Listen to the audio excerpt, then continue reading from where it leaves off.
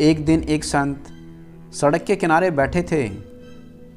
तभी एक राही उनके पास आया और एक कागज़ दिखाते हुए पूछने लगा, श्रीमान, कृपया आप बता सकते हैं कि यह जगह कितनी दूर है? राही, जो अपने दोनों हाथों में 2 विशाल सूटकेस को संभाले हुए था, उसने यह भी पूछा कि वहाँ पहुँचने में कितना समय लगेगा। संत ने कोई जवाब नहीं दिया। वह उठे और राही के रास्ते पर चलते रहने का इशारा किया और वे भी उनके साथ चलने लगे। वह राही संत के अजीब व्यवहार पर अचंभित हुआ और थोड़ा डरा भी। उन्होंने संत से कहा, कृपया आप परेशान न हो, मैं केवल दूरी जानना चाहता हूँ। मैं वहाँ अकेला ही चला जाऊँगा। फिर भी संत कुछ नहीं बोले और उस राही के साथ चलते रहे। 10-15 मिनट के बाद संत रुके और बोले, तुम्हें उस स्थान तक पहुंचने में 2 घंटे लगेंगे। उस राही ने संत से कहा, आप मुझे यह तो शुरुआत में ही बता सकते थे। आपने मेरे साथ इतनी दूर तक चलने की तकलीफ़ क्यों उठाई? संत मुस्कुराए और कहे, भले मानस, मैं आपके चलने की गति को जानने से पहले आपकी मंजिल तक पहुंचने के समय का अनुमान कैसे लगा सकता हूं?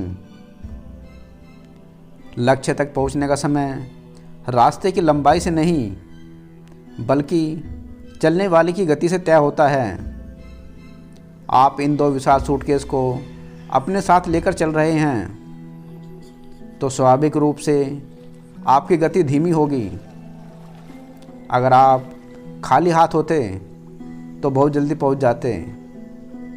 अब आपके साथ चलने के बाद मैं आपसे कह सकता हूं कि आपको उस स्थान तक पहुंचने में 2 घंटे लगेंगे। और यह कहकर संत अपनी राह पर चल दिए। उस राही ने उनको धन्यवाद दिया और कुछ देर तक उनको जाते हुए देखते रहे, जैसे कि उस संत ने उनको जीवन के असली लक्ष्य तक पहुंचने में समय ही बता दिया है। दोस्तों, सब कुछ हमारी गति पर निर्भर करता है और हमारी गति हमारे हालात पर।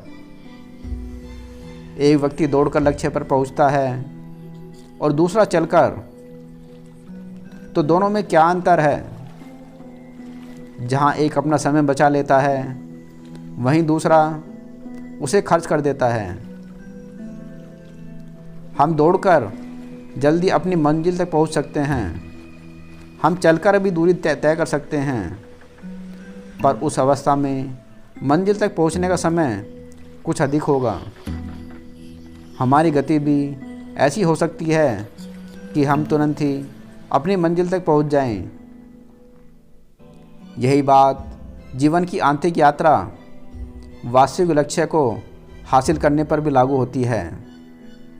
वह राही हम हैं और 2 विशाल सूटकेस, एक हमारे अतीत के अनुभवों से भरा, चाहे वह अच्छा हो या बुरा, और दूसरा हमारी भविष्य की उम्मीदों से भरा हुआ। एक बार जब हम इस अतीत और भविष्य के बोझ से मुक्त हो जाते हैं और वर्तमान में जीने लगते हैं, तो जीवन यात्रा में उत्साह और आनंद के साथ हमारी गति तेज हो जाती है और अत्यधिक तड़प के साथ अपना संपूर्ण प्रयास करते हैं, तो हम लक्ष्य तक बहुत जल्दी पहुंच सकते हैं।